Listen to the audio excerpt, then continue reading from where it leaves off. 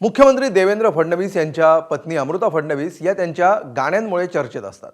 मात्र coffee with Kaushik या पॉडकास्टमध्ये अमृता फडणवीसांनी युतीतल्या घटस्फोटाबद्दल एक गौप्यस्फोट केलाय. काय आहे तो गौप्यस्फोट पाहूया हा स्पेशल रिपोर्ट. राजकारणात जर आणि तर याला काही अर्थ नसतो. मात्र देवेंद्र फडणवीसांनी अमृता फडणवीसांचा तो सल्ला ऐकला असता तर? आता तुम्ही विचाराल की अमृता या देवेंद्र फडणवीसांना सल्ला देतात? देवेंद्रजी कधी तुमच्याकडून सल्ला घेतात का? मला असं काही आठवत नाही की देवेंद्रजींनी माझ्याकडनं सल्ले घेतलेत, पण मी सल्ले दिले आहेत आणि एखाद दोनदा माझे जे टोले असतात ते एकदम टू द पॉइंट लागून पण जातात. पण ते इलेक्शनच्या आधीच मी देवेंद्रजींना मी त्यांना विचारायची की अरे पण जर असं झालं की दोघांची मिळून नाही पण ह्या तिघांची मिळून चांगले नंबर झाले आणि ते तिथे चालले गेले शिवसेनेवाले, तर काय? जे उद्धवजी जर तर त्या तुम्ही निवडणुकीच्या आधी असं म्हणत होता. विचारलं होतं मी, कारण तर तसे डाऊट्स माझ्या मनात कधी कधी येतात. तर देवेंद्रजींनी तर ठामपणे म्हटलं होतं की नाही, असं होऊच नाही शकत, कारण हे आमचे लॉंग टर्म अलायन्स पार्टनर्स पण आहेत आणि उद्धवजी माझ्या पण जवळचे आहेत. मला नाही वाटत असा धोका आपल्याशी होईल. आता तुम्हाला पुढचा प्रश्न पडला असेल की उद्धव ठाकरे देवेंद्र फडणवीसांची साथ सोडतील असं अमृता फडणवीसांना का वाटलं असेल? मी डॉक्टर्स फॅमिलीमधनं पॉलिटिकल फॅमिलीमध्ये आली. मी पाहिलंय it is for time being. आज तुम्ही कसे राहू शकता जिवंत तेच लोक पाहतात, किंवा आता मला वर जायचं तर कोणाच्या वर चढून मी वर जाऊ शकतो हे पाहतात.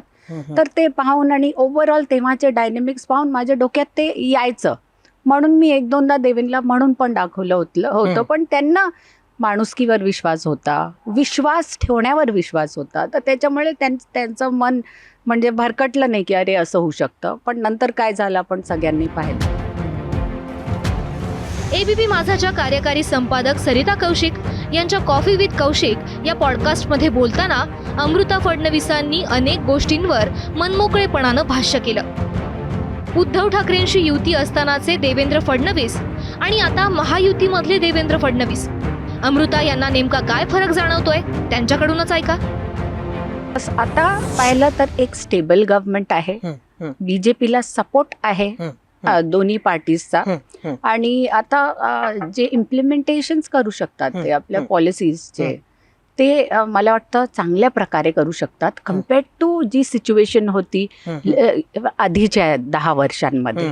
कारण की तिथे काहीतरी कन्स्ट्रेंट्स असायचे. उद्धवजी पण जेव्हा होते 3 लोकांची होती आणि त्यांच्यावर कन्स्ट्रेंट्स असतील त्यांच्या वेळेस. त्याच्या आधी देवेंद्रजी होते तेव्हा उद्धवजींचं पण देवेंद्रजी खूप ऐकायचे, त्याच्यामुळे खूपदा त्यांना गिव्हअप करावं लागायचं खूप साऱ्या पॉइंट्स मध्ये, असं मला वाटतं. आता तुम्हाला वाटतं की देवेंद्रजींकडे जास्त स्वातंत्र्य आहे? त्यांना जे करायचं आहे महाराष्ट्रासाठी, जी त्यांची मिशन आहे त्यासाठी तरी ते कोणाला कन्सल्ट नाही करणार. अमृता फडणवीस या त्यांच्या गाण्यासाठी ओळखल्या जातात.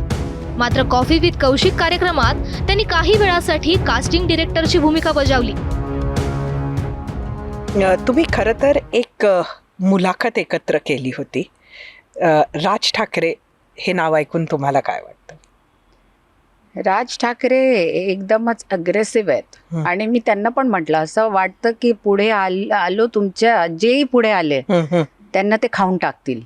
तर मला वाटतं की नाना पाटेकर ब्रँड वाटतात ते. नाना पाटेकर ब्रँड. आता धाकट्या ठाकरेंमध्ये नाना पाटेकर दिसल्यानंतर थोरल्या ठाकरेंमध्ये अमृता फडणवीसांना कुणाचं दर्शन घडत असेल? उद्धव ठाकरे शोले, अंग्रेजों के जमाने का जेलर हूं मैं. अच्छा. आधे उस साइड आधे उस साइड, बचे हुए मेरे साथ. म्हणजे बचे कोणीच नाहीये असं तुम्हाला म्हणायचंय. शरद पवार आणि अजित पवारांचं वर्णन करताना अमृता फडणवीसांना गाणं गुणगुणावंसं वाटलं. मला गाणं आठवतं एक त्यांचं, अरे दीवानो मुझे पहचानो कहाँ से आया मैं हूँ कौन, मैं हूँ डॉन, मैं हूँ डॉन, मैं हूँ डॉन. अजित दादा दुनिया हसीनों का मेला, मेले में ये दिल अकेला. अच्छा, अरे वा. आता खरं ह्याचा काय अर्थ अजितदादा लावतील मला माहिती नाही. पवार काका पुतण्याबाबत चर्चा सुरू असताना सुप्रिया सुळेंचा विषय निघाला. सुप्रिया सुळे तर स्वतःच मला वाटतं स्क्रिप्ट रायटर होऊ शकतात अच्छा. आणि स्वतःच मूवी लिहू शकतात, डिरेक्ट करू शकतात. त्यांनीच म्हटलं होतं एकदा की एक अकेला देवेंद्र क्या कर सकता है. हम्म. आता सगळ्यांना वेगवेगळे रोल देऊन झाल्यावर शेवटी नंबर आला महाराष्ट्राच्या मुख्यमंत्र्यांचा आणि अमृता यांच्यासाठी मिस्टर फडणवीसांचा. देवेंद्रजी.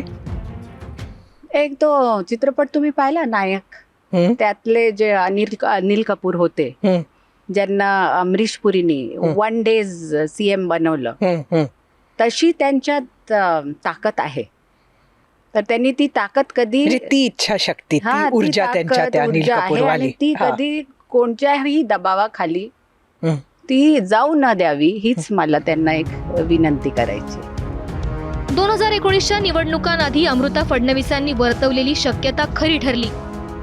त्यामुळे गाण्याबरोबरच त्यांना आता राजकारणाचे सूर देखील समजू लागलेत असं म्हणायला काही हरकत नाही. ब्युरो रिपोर्ट, ABP माझा. एबीपी माझा, उघडा डोळे बघा नीट.